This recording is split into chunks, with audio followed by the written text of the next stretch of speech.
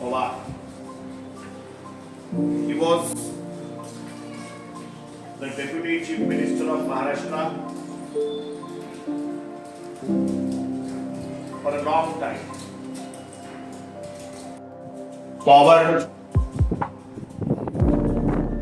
the Rural Development Department. He was the keen administrator.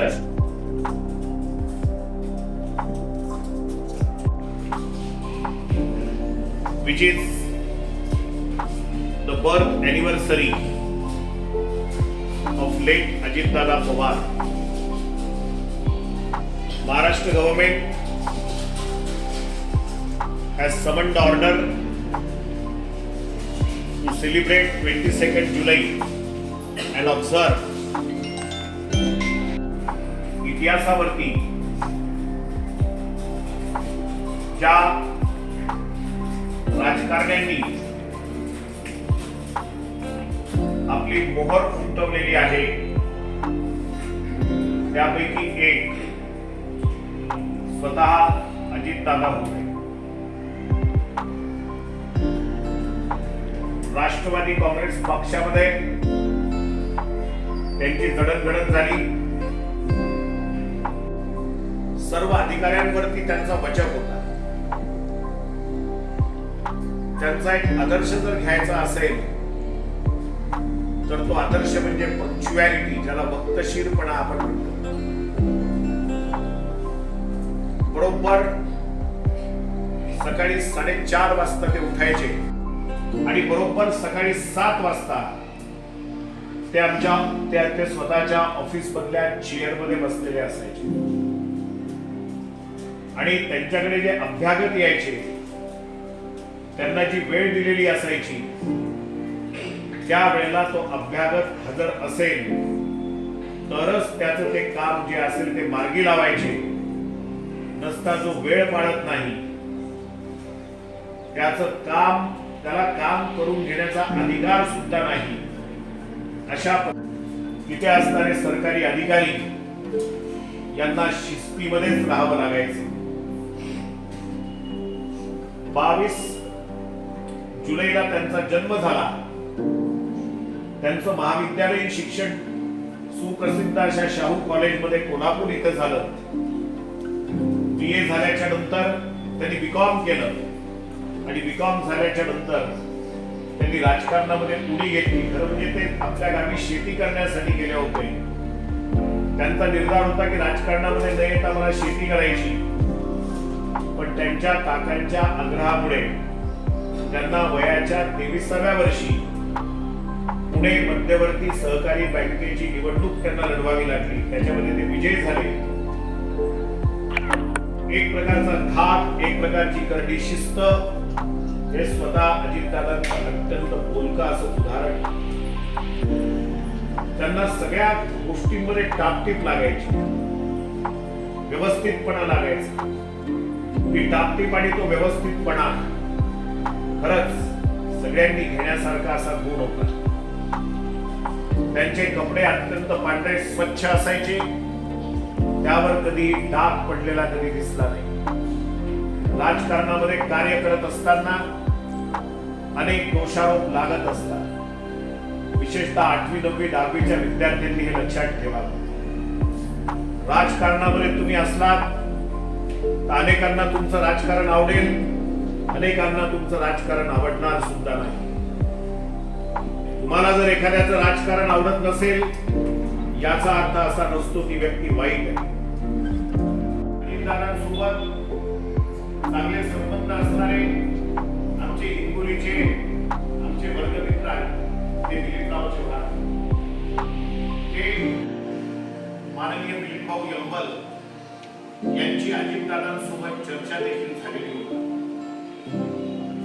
त्यामुळे त्यांनी आपल्या अध्यक्ष साहेबांना हे सांगितलं होतं की तुम्ही जर आमच्यासोबत काम केलं तर तुमच्यासारखे लोक आमच्यासोबत आले तर आम्हाला अत्यंत आनंद होईल.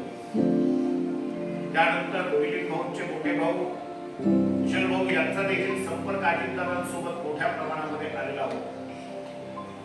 आणि लवकर तयार व्हा, कारण अजितदादांच्या ऑफिसमध्ये आपल्याला बरोबर 8 वाजता पोहोचायचंय.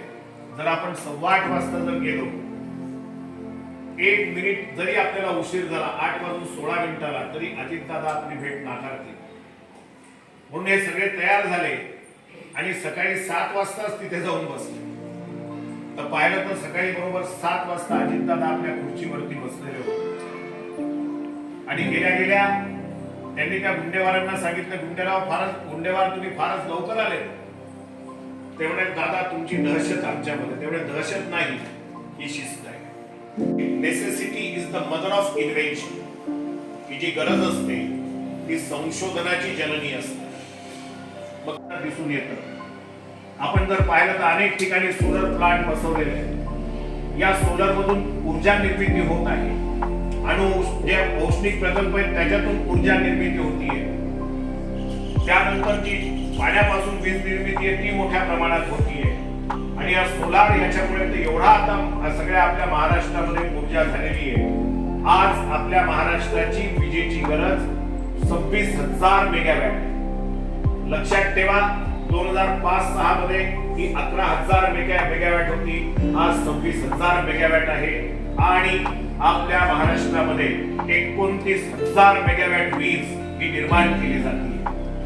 हे सगळं जे झालं हे फक्त अजितदादांनी त्या काळामध्ये जे महाराष्ट्रासाठी पावलं उचलले, त्यांचं हे जे महत्वाचं कार्य आहे त्या कार्यावरती फार कमी प्रकाश टाकला गेलेला. त्यामुळे अजितदादांनी एका आधुनिक महाराष्ट्रामध्ये जे काही हवं असेल ते निर्माण करण्यासाठी त्यांनी महत्वाचं कॉन्ट्रीब्युशन दिलेलं आपल्याला दिसतं. असे अजितदादा फार अकाली 28 जानेवारी रोजी सोडून गेले. विमान अपघातामध्ये त्यांचं दुःखद निधन झालं. आणि त्यावेळेला खऱ्या अर्थाने महाराष्ट्राची या पद्धतीने एक अत्यंत कल्पक, प्रगतिशील असा एक राजकारणी जो अत्यंत रोखठोक आहे, ज्याचा अधिकाऱ्यांवर प्रचंड वजन आहे, असा एक राजकारणी आपल्यामधून निघून गेला.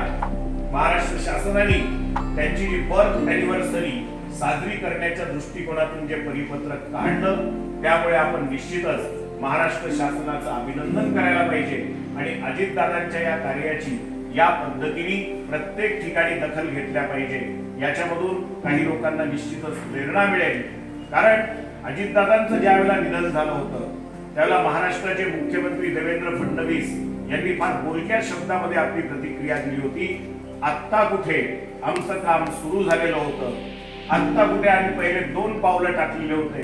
अजितदादांच्या खांद्याला खांदा लावून अनेक पावलं पुढे टाकायचे होते, पण ते अर्धवट माझी साथ या प्रवासामधून सोडून गेले. या पद्धतीची जेव्हा प्रतिक्रिया स्वतः फडणवीस देतात, त्या अर्थाने हा माणूस किती प्रचंड उंचीचा होता हे आपल्या लक्षामध्ये येतं. प्रतिमेला अभिवादन करू. आताच नुकता नीटचा निकाल आला. त्याच्यामध्ये जी भारतामधून प्रथम आलेली मुलगी यांच्या बारामतीमधली आहे. त्यांच्या धर्मपत्नी सुमित्राताई पवार यांनी तिला डायरेक्ट व्हिडिओ कॉल केला. एका उपमुख्यमंत्र्याचा आपल्याला फोन यावा किती अभिमानास्पद आहे. तुम्हालाही वाटत असेल. आपण पाहतो नीटच्या संदर्भात काही घटना घडल्या असेल, त्या मुलीचे स्टेटमेंट तुम्ही ऐकले असेल, तर ती म्हणते की ज्या काही घटना, काही जो प्रकार घडला असेल तो माझ्या एकटी सोबत नाही असं समजून मी नीटला सोबत सामोरे गेले.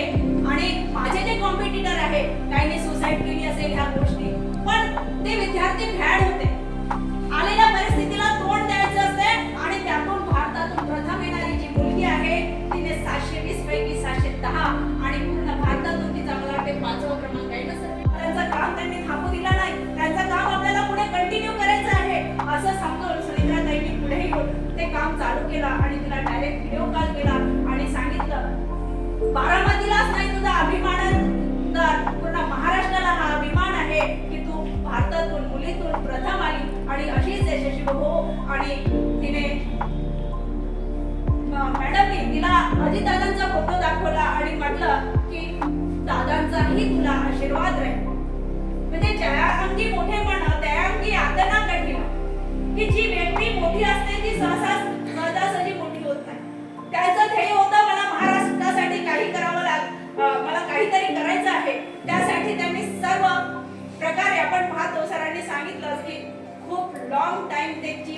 Deputy chief minister of Maharashtra राहिले, आपण पाहतो वेगवेगळ्या पार्टीमधून राहिले असेल, पण मला काहीतरी आपल्या महाराष्ट्रासाठी करायचं या भावनेतून त्यांनी हे जे कार्य केलं ते खरंच मोठं आहे. त्यामुळे आणि सरांचे मी धन्यवाद मानते की तुम्हाला खूप छान मार्गदर्शन त्यांनी केलं. त्याचबरोबर कालचाच आपला जो काही गुड थॉट होता, good listener is the good learner and good speaker.